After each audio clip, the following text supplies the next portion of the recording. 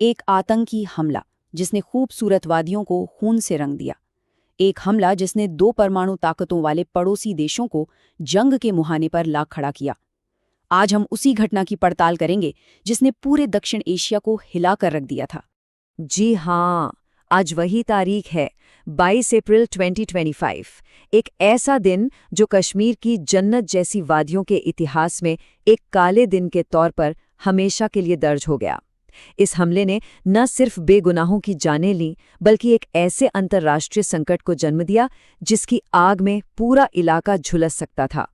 तो सवाल ये है कि उस दिन पहलगाम में, उस शांत दोपहर में आखिर हुआ क्या था? कैसे वो खूबसूरत मंजर अचानक दहशत और खौफ में बदल गया? चलिए इस पूरी घटना को परत दर परत समझते हैं।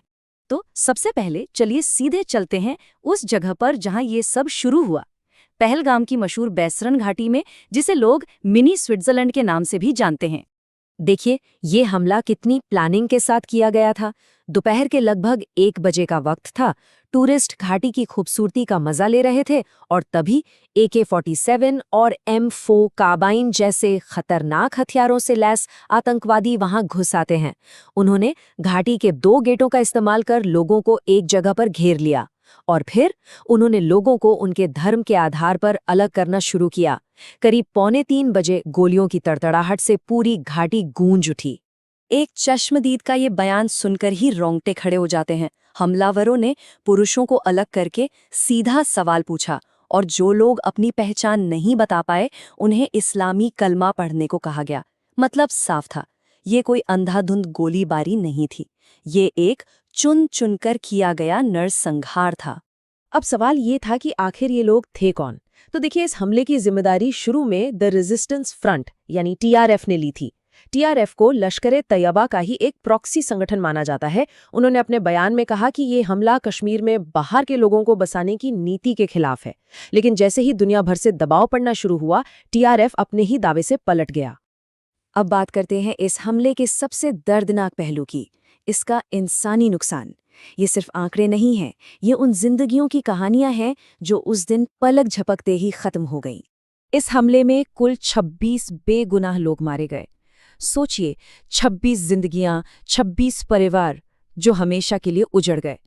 ये 2008 के मुंबई हमलों के बाद भारत में आम नागरिकों पर हुआ सबसे घातक आतंकी हमला था। और ये सिर्फ कश्मीर की त्रासदी नहीं थी, ये एक तरह से पूरे भारत पर हमला था। आप देखिए, जो लोग मारे गए वो महाराष्ट्र, गुजरात, कर्नाटक, पश्चिम बंगाल, मध्य प्रदेश, न जाने कितने अलग अलग राज्यों से थे। ये हमला भारत की विविधता पर हमला था। और इन आंकड़ों के पीछे जो कहानियां हैं वो दिल को दहला देती हैं। मरने वालों में कई ऐसे जोड़े थे जो हनीमून पर आए थे अपनी नई जिंदगी की शुरुआत करने। एक नेवी ऑफिसर थे जिनकी शादी को सिर्फ 6 दिन हुए थे। और इसी हैवानियत के बीच एक हीरो भी था, एक लोकल घोड़े वाला सैयद आदिल हुसैन शाह, जिसने टूरिस्ट्स को बचाने के लिए निहत्ते ही एक आतंकवादी से भिड़ने की कोशिश की और अपनी जान दे दी। तो इतने बड़े हमले के बाद जाहिर है भारत चुप नहीं बैठने वाला था और फिर शुरू हुई एक बहुत बड़ी जवाबी कार्रवाई। सुरक्षा बलों और जांच एजेंसियों ने हमलावरों को ढूंढ निकालने के लिए जमीन आसमान एक कर दिया। इस ऑपरेशन को नाम दिया गया ऑपरेशन महादेव।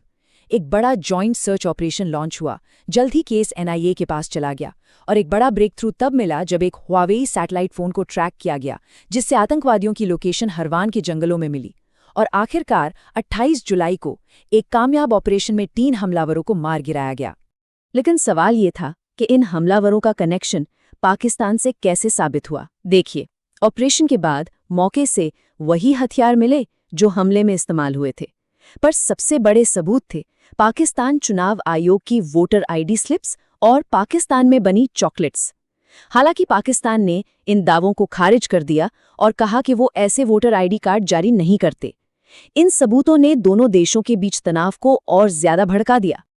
और ये हमला अब सिर्फ एक आतंकी घटना नहीं रह गया था, ये बहुत तेजी से एक बहुत बड़े इंटरनेशनल क्राइसिस में बदल रहा था, जिसने पूरी दुनिया का ध्यान अपने ओर खींच लिया। दोनों देशों के बीच के रिश्ते जैसे टूट ही गए। भारत ने एक बहुत बड़ा कदम उठाते हुए 1960 की सिंधु जल संधि को सस्पेंड कर दिया और पाकिस्तानी डिप्लोमेट्स को देश से निकाल दिया। तो जवाब में पाकिस्तान ने 1972 के शिमला समझौते को सस्पेंड कर दिया और भारतीय जहाज़ों के लिए अपना एयर स्पेस बंद कर दिया। ये पिछले कई दशकों का सबसे गंभीर राजनयिक टकराव था। और ये डिप्लोमैटिक लड़ाई बहुत जल्द ही असली मिलिट्री लड़ाई में बदलती दिखी। हमले के बस कुछ ही दिन बाद लाइन ऑफ कंट्रोल पर गोलीबारी शुरू हो गई। फिर 7 मई को भारत ने ऑपरेशन सिंदूर के तहत पाकिस्तान के अंदर हवाई हमले किए। इसके बाद दोनों देश एक बड़ी जंग के बेहद करीब आ गए थे, जब तक कि 10 मई को एक नाजुक सीज फायर पर सहमति नहीं बन गई। जाहिर है, जब दो परमाणु ताकतें जंग के इतने करीब आ जाएं तो पूरी दुनिया की नज़रें उन पर होती हैं। दुनिया भर से रिएक्शंस आने लगे। लगभग सभी बड़े देशों और UN, G7 जैसे संगठनों ने हमले की कड़ी निंदा की। अमेरिका ने TRF को आतंकवादी संगठन घोषित कर दिया। पाकिस्तान लगातार एक न्यूट्रल जांच की मांग करता रहा, जिसे भारत ने हर बार खारिज किया। और भारत के अंदर भी इस हमले के बाद जबरदस्त विरोध प्रदर्शन हुए। तो आखिर में ये पूरी घटना हमें एक बहुत बड़े सवाल के साथ छोड़ जाती है कि कैसे आतंकवाद का सिर्फ एक काम 2 देशों को युद्ध की दहलीज पर ला सकता है। और ये हमें इस अस्थिर इलाके में शांति के नाजुक डोर के बारे में क्या बताता है? ये ऐसे सवाल हैं जिनके जवाब आज भी उतने ही जरूरी हैं।